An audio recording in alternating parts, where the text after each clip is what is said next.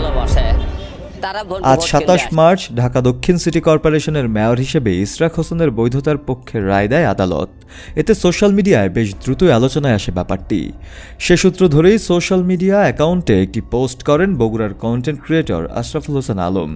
তিনি সেই পোস্টে ইশরাক হোসেনের সূত্র ধরে তাকেও তার নির্বাচনী আসনে বিজয়ী ঘোষণা করার এক দাবি তুলে ধরেন।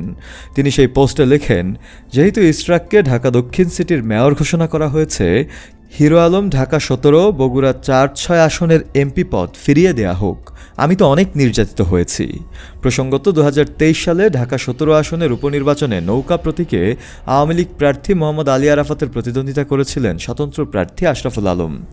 আরাফাতের 28,816 ভোটের বিপরীতে তিনি পেয়েছিলেন 5,609 ভোট। তখন আশরাফুল আলমকে রাস্তাঘাটে মারধর করতেও দেখা গিয়েছিল। সবকিছু মিলিয়ে আশরাফুল আলমের এই পোস্টটি বেশ দ্রুতই ছড়িয়ে পড়ে সোশ্যাল মিডিয়া জুড়ে। মুহূর্তেই দেখা যায় তাকে নিয়ে হাস্যরসাত্মক মন্তব্য করছেন নানা মানুষজন। পাশাপাশি অনেকেই ব্যাপারটিকে ইতিবাচকভাবেও শেয়ার করছেন। শফিউল মাওলা, কালের কণ্ঠ।